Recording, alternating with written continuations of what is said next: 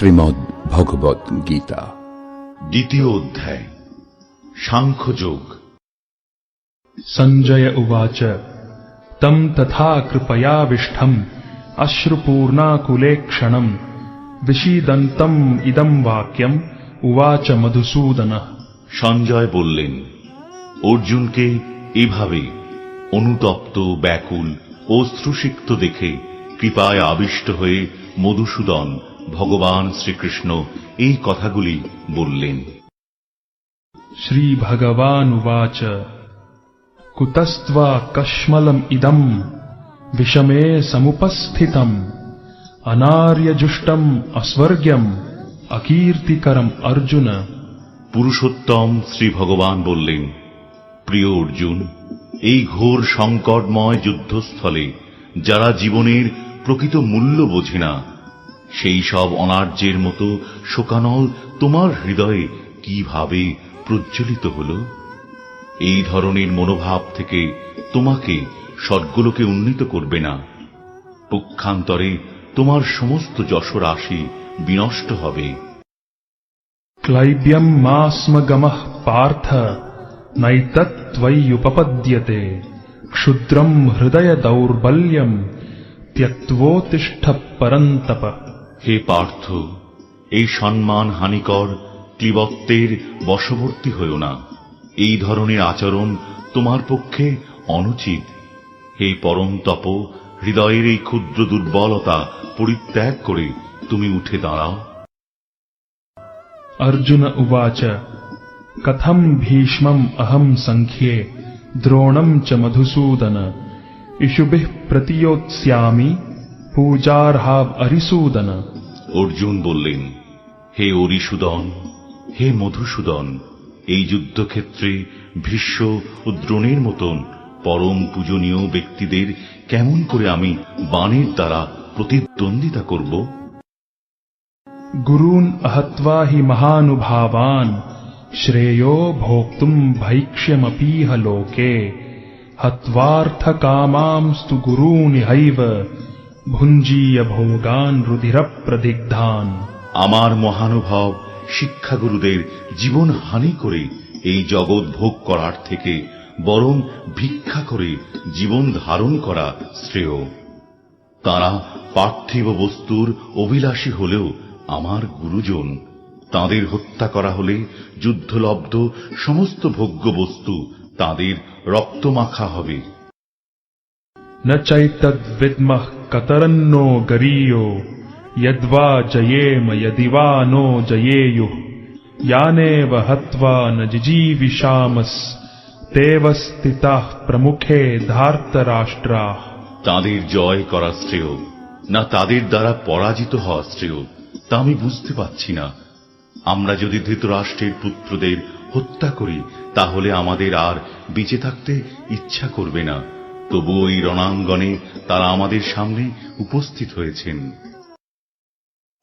কার্পণ্য দোষোপহত স্বভাবঃ পৃচ্ছামি ত্বাম ধর্ম সম্মূঢ়চেতা যচ্শ্রেয়ঃ স্যান্নিশ্চিতম ব্রূহি তন্মে শিষ্যস্তেহম সাধি মাম ত্বাম প্রপন্নম।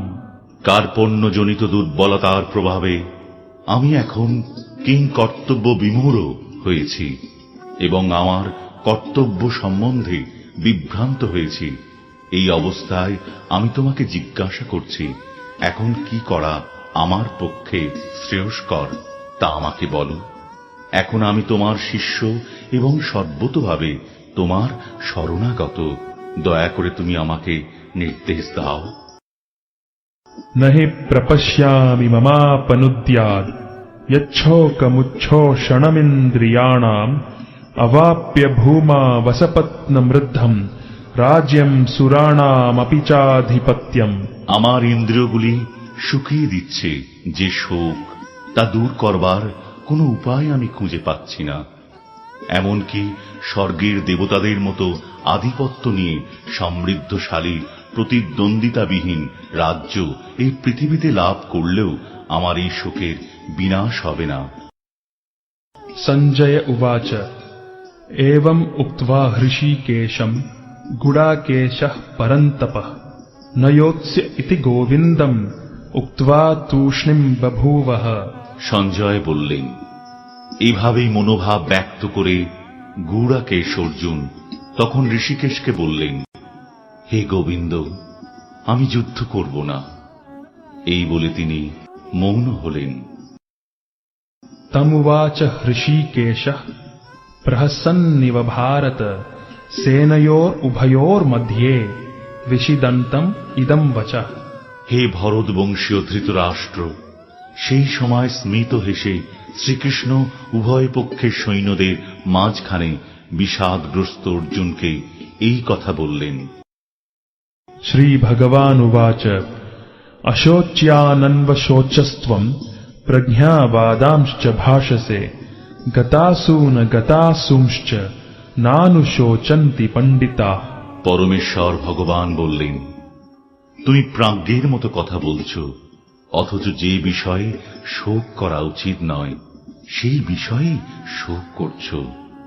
যারা যথার্থই পণ্ডিত তারা কখনোই জীবিত অথবা মৃত কারোর জন্যই শোক করেন না। नत्वेवाहम् जातु नासम् नत्वम् नेमे जनाधिपाः न चैव न भविष्यामः सर्वे वयमतः परम्।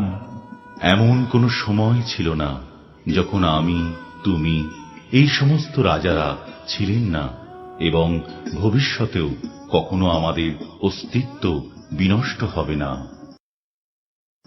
देहिनोऽस्मिन् यथा देहे कौमारम् यौवनम् जरा तथा देहान्तरप्राप्तिर्धीरस्तत्र न मुह्यति।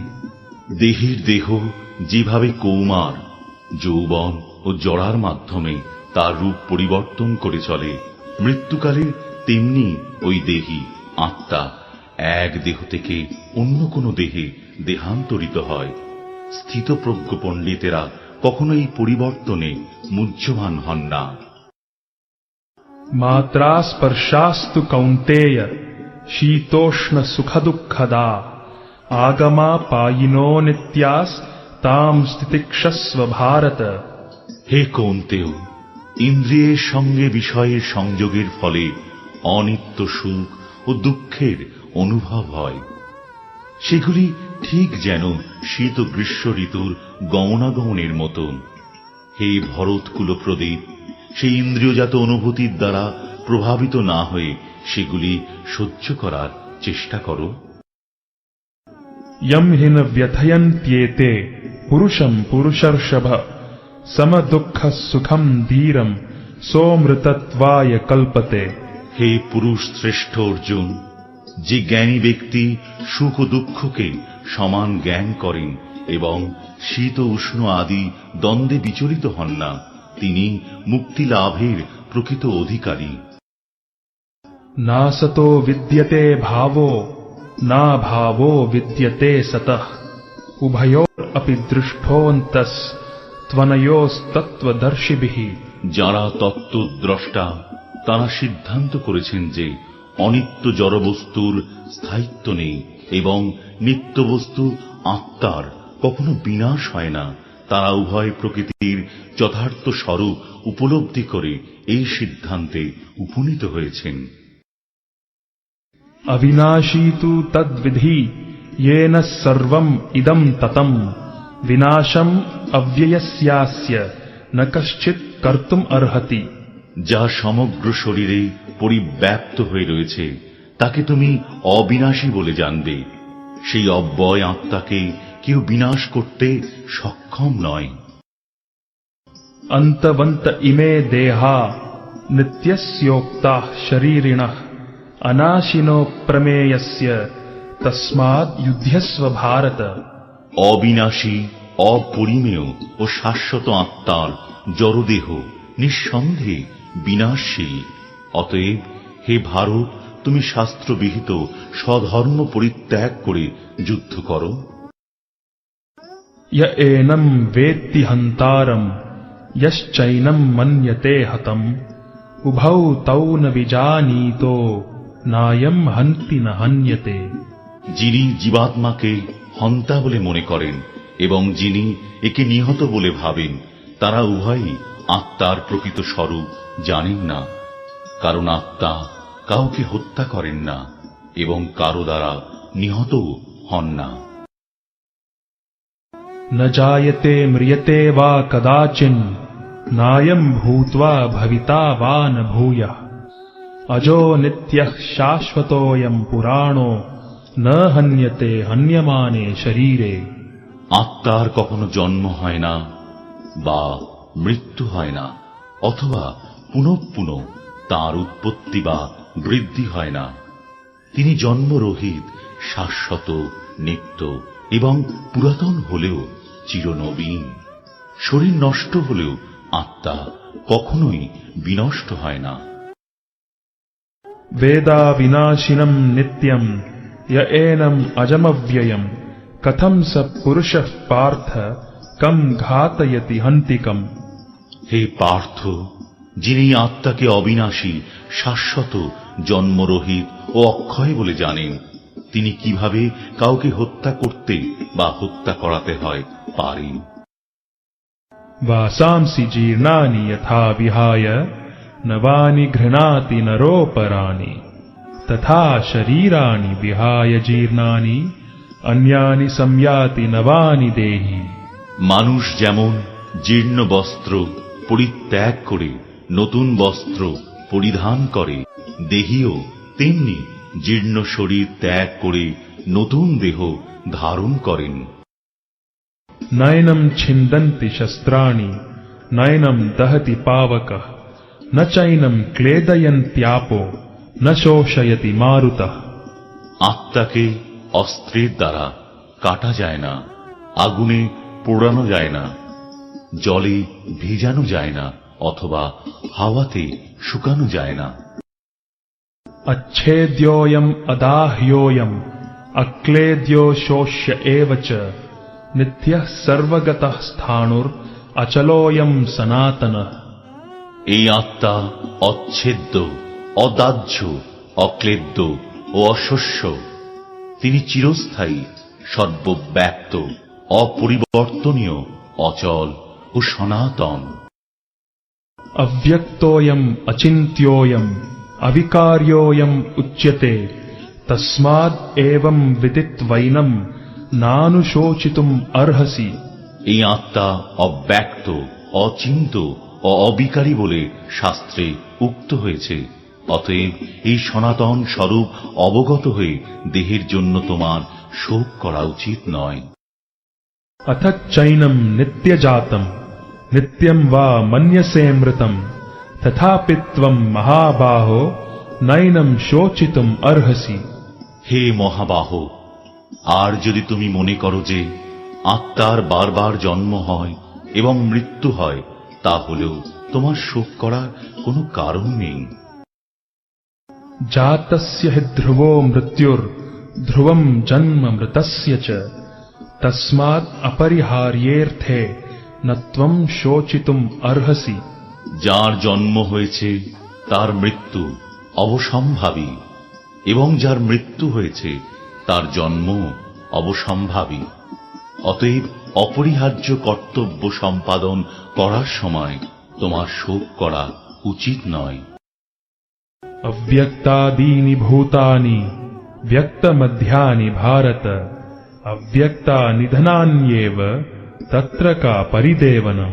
হে ভারত, সমস্ত সৃষ্ট জীব উৎপন্ন হওয়ার আগে অপ্রকাশিত ছিল, তাদের স্থিতিকালে প্রকাশিত থাকে এবং বিনাশের পর আবার অপ্রকাশিত হয়ে যায়। সুতরাং সেই জন্য শোক করার কি কারণ? आश्चर्यवत् पश्यति कश्चिदेनम् आश्चर्यवद् वदति तथैव चान्यः आश्चर्यवच्चैनम् अन्यः शृणोति श्रुत्वाप्येनम् वेद न चैव कश्चित्। কেউই আত্মাকে আশ্চর্যবৎ দর্শন করেন, কেউ আশ্চর্যভাবে বর্ণনা করেন এবং কেউ আশ্চর্য জ্ঞানী শ্রবণ করেন, আর কেউ শুনেও তাকে বুঝতে পারে না। देही नित्यम् अवध्योऽयम् देहे सर्वस्य भारत तस्मात् सर्वाणि भूतानि न त्वं शोचितुम् अर्हसि। হে ভারত, প্রাণীদের দেহে অবস্থিত আত্মা সর্বদাই অবদ্ধ। অতএব কোন জীবের জন্য তোমার শোক করা উচিত নয়। स्वधर्मम् अपि चावेक्ष्य न विकम्पितुम् अर्हसि। धर्म्याद्धियुद्धात् श्रेयोऽन्यत् क्षत्रियस्य न विद्यते। ক্ষত্রিয় রূপে তোমার স্বধর্ম বিবেচনা করে তোমার জানা উচিত যে ধর্ম রক্ষার্থে যুদ্ধ করার থেকে ক্ষত্রিয়ের পক্ষে মঙ্গলকর আর কিছুই নেই। তাই তোমার দ্বিধাগ্রস্ত হওয়া উচিত নয়।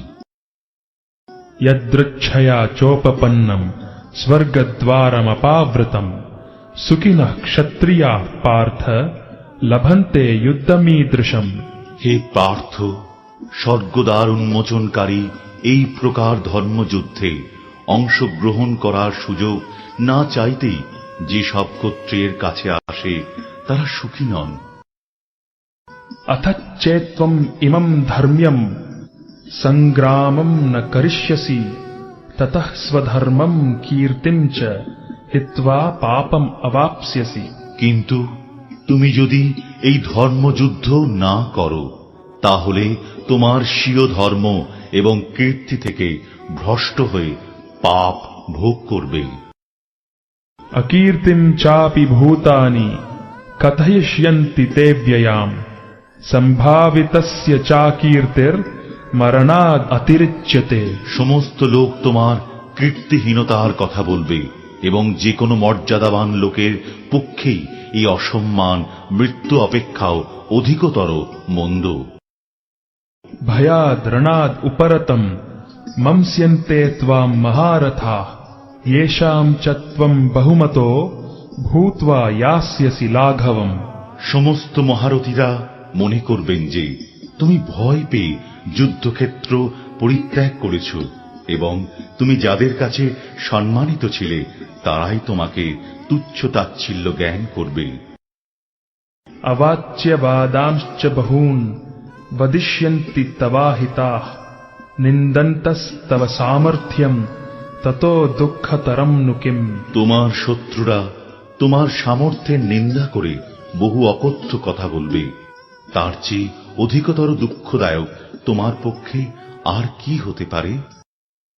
हतो वा प्राप्स्यसि स्वर्गम् जित्वा वा भोक्ष्यसे महीम् तस्मात् उत्तिष्ठ कौन्तेय युद्धाय कृतनिश्चय। হে কুন্তি পুত্র, এই যুদ্ধে নিহত হলে তুমি স্বর্গ লাভ করবে আর জয়ী হলে পৃথিবী ভোগ করবে। অতএব যুদ্ধের জন্য দৃঢ় সংকল্প হয়ে উত্থিত হও। सुख दुःखे समे कृत्वा लाभालाभौ जयाजयौ ततो युद्धाय युज्यस्व नैवं पापम् अवाप्स्यसि। সুখ দুঃখ লাভ ক্ষতি ও জয় পরাজয়কে সমান জ্ঞান করে তুমি যুদ্ধের নিমিত্ত যুদ্ধ করো, তাহলে তোমাকে পাপ ভাগী হতে হবে না। एषा ते विहिता सांख्ये बुद्धिर्योगे त्विमां शृणु बुद्ध्या युक्तो यया पार्थ कर्मबन्धम् प्रहास्यसि। হে পার্থ, আমি তোমাকে সাংখ্য যোগের কথা বললাম, এখন ভক্তিযোগ সম্বন্ধিনী বুদ্ধির কথা শ্রবণ করো, যার দ্বারা তুমি কর্মবন্ধন থেকে মুক্ত হতে পারবে। नेहाभिक्रमनाशोऽस्ति प्रत्यवायो न विद्यते स्वल्पम् अप्यस्य धर्मस्य त्रायते महतो भयात्। ভক্তিযোগে অনুশীলন কখনো ব্যর্থ হয় না এবং তার কোনো ক্ষয় নেই। তার স্বল্প অনুষ্ঠানও অনুষ্ঠাতাকে সংসার রূপ মহাভয় থেকে পরিত্রাণ করে। व्यवसायात्मिका बुद्धिर एकेह कुरु नन्दन बहुशाखा ह्यनन्ताश्च बुद्धयो व्यवसायिनाम्। যারা এই পথ অবলম্বন করেছে তাদের নিশ্চয়াত্মিকা বুদ্ধি একনিষ্ঠ। হে কুরুনন্দন, অস্থির চিত্ত সকাম ব্যক্তিদের বুদ্ধি বহু শাখা বিশিষ্ট ও বহুমুখী। यामिमाम् पुष्पिताम् वाचम् प्रवदन्त्यविपश्चितः वेदवादरताः पार्थ नान्यत् अस्तीति वादिनः कामात्मानः स्वर्गपरा जन्म कर्म फलप्रदाम् क्रिया विशेष बहुलाम् भोगैश्वर्य गतिं प्रति। বিবেক বর্জিত লোকরাই বেদের পুষ্পিত বাক্যে আসক্ত হয়ে স্বর্গসুখ ভোগ, উচ্চকুলে জন্ম, ক্ষমতা লাভ আদি সকাম কর্মকেই জীবনের পরম উদ্দেশ্য বলে মনে করে। ইন্দ্রিয় সুখ ভোগ ঐশ্বর্যের প্রতি আকৃষ্ট হয়ে তারা বলে যে তার ঊর্ধ্বে আর কিছুই নেই।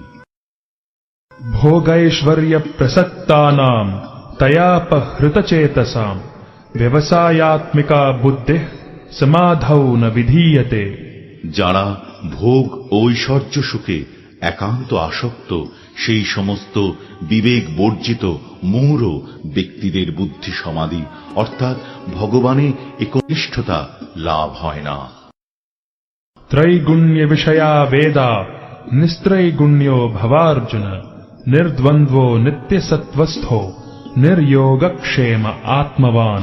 বেদে প্রধানত জড়া প্রকৃতির তিনটি গুণ সম্বন্ধেই আলোচনা করা হয়েছে। হে অর্জুন, তুমি সেই গুণগুলিকে অতিক্রম করে নির্গুণ স্তরে অধিষ্ঠিত হও, সমস্ত দ্বন্দ্ব থেকে মুক্ত হও এবং লাভ ক্ষতি ও আত্মরক্ষার দুশ্চিন্তা থেকে মুক্ত হয়ে অধ্যাত্ম চেতনায় অধিষ্ঠিত হও। यावानार्थ उदपाने सर्वतः सम्प्लुतोदके तावान् सर्वेषु वेदेषु ब्राह्मणस्य विजानतः। ক্ষুদ্র জলাশয়ে যে সমস্ত প্রয়োজন সাধিত হয় সেগুলি বৃহৎ জলাশয় থেকে আপনা হতেই সাধিত হয়ে যায়। তেমনি ভগবানের উপাসনার মাধ্যমে যিনি পরব্রহ্মের জ্ঞান লাভ করে সবকিছুর উদ্দেশ্য উপলব্ধি করেছেন তাঁর কাছে সমস্ত বেদের উদ্দেশ্য সাধিত হয়েছে। कर्मण्येवाधिकारस्ते मा फलेषु कदाचन मा कर्म फलहेतुर्भूर् मा ते सङ्गोऽस्त्वकर्मणि। স্বধর্ম বিহিত কর্মে তোমার অধিকার আছে, কিন্তু কোনো কর্মফলে তোমার অধিকার নেই। কখনো নিজেকে কর্মফলের হেতু বলে মনে করো না এবং কখনো স্বধর্ম আচরণ না করার প্রতিও আসক্ত হয়েও না। योगस्थः कुरु कर्माणि सङ्गम् त्यक्त्वा धनञ्जय सिद्ध्य सिद्ध्योः समो भूत्वा समत्वम् योग उच्यते। হে অর্জুন, কর্মভোগের কামনা পরিত্যাগ করে ভক্তি যোগস্থ হয়ে স্বধর্মবিহিত কর্ম আচরণ করো। কর্মের সিদ্ধি ও অসিদ্ধি সম্বন্ধে যে সমবুদ্ধি তাকেই যোগ বলা হয়। दूरेण ह्यवरम् कर्म बुद्धियोगात् धनञ्जय बुद्धौ शरणम् अन्विच्छ कृपणाः फलहेतवः। হে ধনঞ্জয়, বুদ্ধিযোগ দ্বারা ভক্তির অনুশীলন করে সকাম কর্ম থেকে দূরে থাকো এবং সেই চেতনায় অধিষ্ঠিত হয়ে ভগবানে শরণাগত হও। যারা তাদের কর্মের ফল ভোগ করতে চায় তারা কৃপণ। बुद्धियुक्तो जहातीह उभे सुकृत दुष्कृते तस्माद् योगाय युज्यस्व योगः कर्मसु कौशलम्। যিনি ভগবৎ শক্তির অনুশীলন করেন তিনি এই জীবনে পাপ ও পুণ্য উভয় থেকেই মুক্ত হন।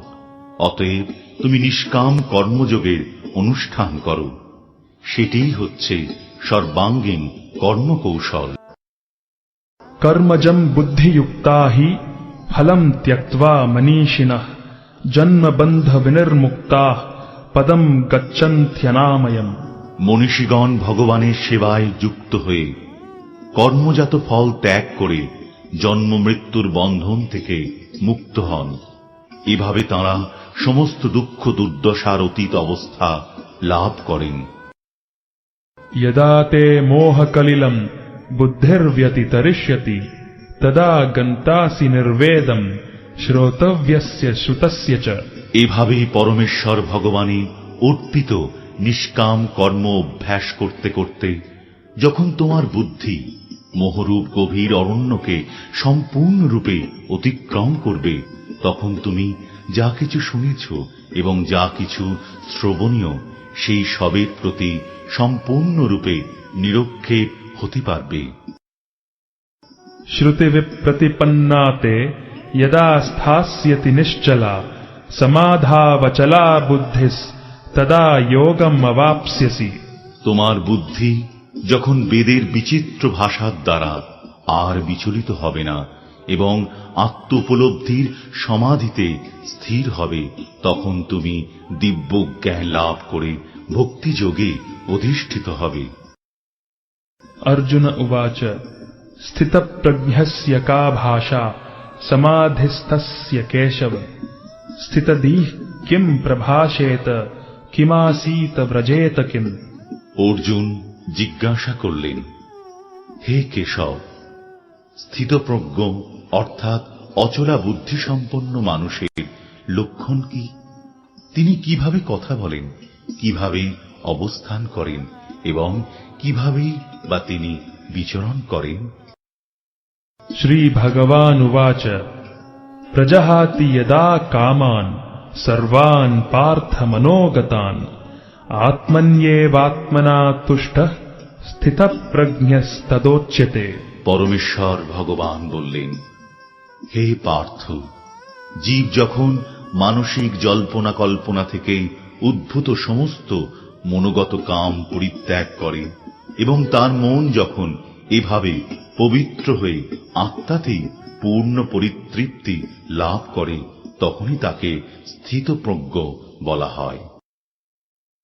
दुःखेष्वनुद्विग्न मनाः सुखेषु विगतस्पृहः वीतराग भयक्रोधः स्थितधीर्मुनिरुच्यते।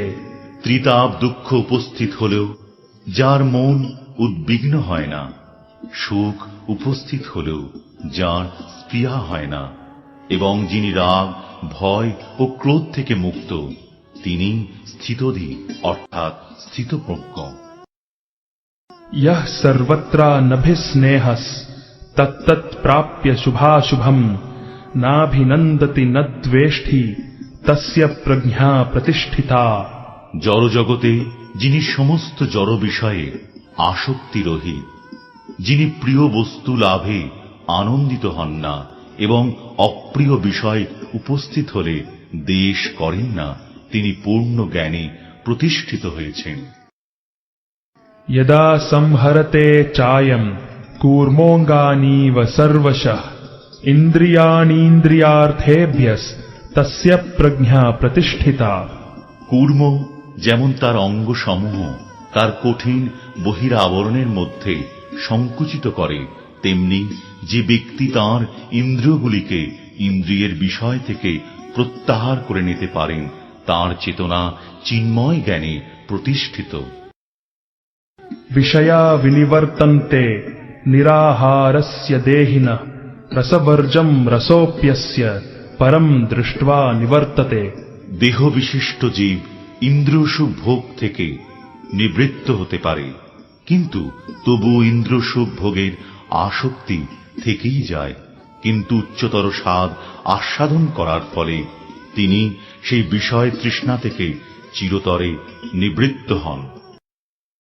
यततो ह्यपि कौन्तेय पुरुषस्य विपश्चितः इन्द्रियाणि प्रमाथीनि हरन्ति प्रसभम् मनः।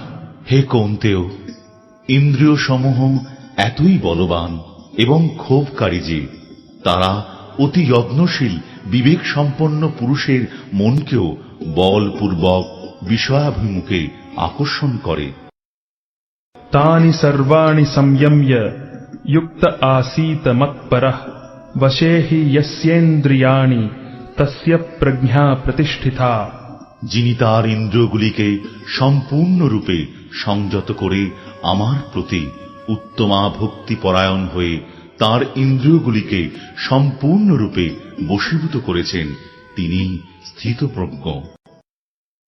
ध्यायतो विषयान् पुंसः संगस्तेषूपजायते संगात् संजायते कामः कामात् क्रोधोऽभिजायते क्रोधात् भवति सम्मोहः सम्मोहात् स्मृतिविभ्रमः स्मृतिभ्रंशात् बुद्धिनाशो बुद्धिनाशात् प्रणश्यति। ইন্দ্রিয়ের বিষয়সমূহ সম্বন্ধে চিন্তা করতে করতে মানুষের তাতে আসক্তি জন্মায়। আসক্তি থেকে কাম উৎপন্ন হয় এবং কামনা থেকে ক্রোধ উৎপন্ন হয়। ক্রোধ থেকে সম্মোহ, সম্মোহ থেকে স্মৃতিবিভ্রম, স্মৃতিবিভ্রম থেকে বুদ্ধিনাশ এবং বুদ্ধিনাশ হওয়ার ফলে সর্বনাশ হয়। অর্থাৎ মানুষ পুনরায় জড়জগতের অন্ধকূপে অধঃপতিত হয়। रागद्वेष विमुक्तैस्तु विषयान् इन्द्रियैश्चरन् आत्मवश्यैर्विधेयात्मा प्रसादम् अधिगच्छति।